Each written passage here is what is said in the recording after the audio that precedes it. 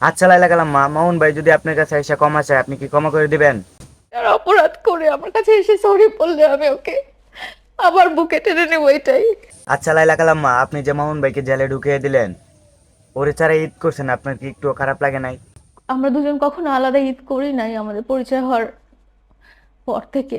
আমি ঈদের দিনও তোমাকে দেখতে চাই। এবার তো আপনারা জানেন কোন একটা পরিস্থিতির কারণে আমরা দুজন দুই জায়গায়। আচ্ছা লাইলা কালাম মা, কি এমন পরিস্থিতির মধ্যে আছেন আপনারা দুইজন দুই জায়গায় আলাদা আলাদা রয়েছেন? নাকি আপনারে দংশন করে দিছে? না না, সরি, দর্শন করে দিছে। আচ্ছা লাইলা কালাম মা, আপনারা কি বিয়ে ছাড়াই এতদিন করে গেছেন? করে আসছি। আচ্ছা কালাম মা, এতদিন ধরে করে গেছেন, এখন যে মামুন ভাইকে জেলে ভরে দিলেন, এখন কি খারাপ লাগে না আপনার? ডেফিনেটলি।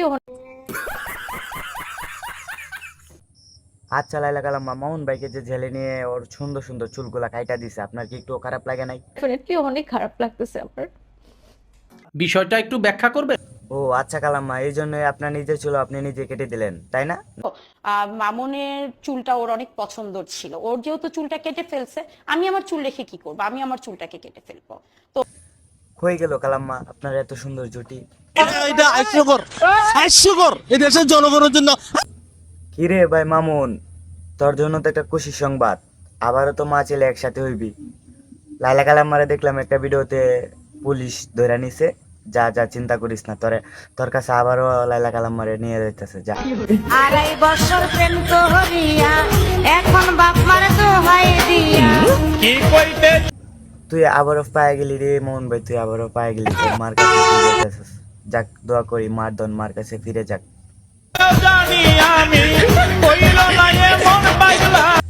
হয়েছে কালাম্মা হয়েছে, আর চিন্তা করার কিছু নাই। এবার যান, মা ছেলে একসাথে আবারও জেলে যায়, হান দেয় তেন যান। মার দন মা ফিরে পাইছে। নিঃসন্দেহে তুই ঠিক কথা বলেছিস। এবার বুঝবা কালাম্মা, মাসের কতদিন আছে, যাও।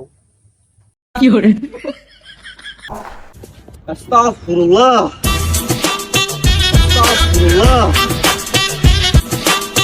আস্তাগফিরুল্লাহ।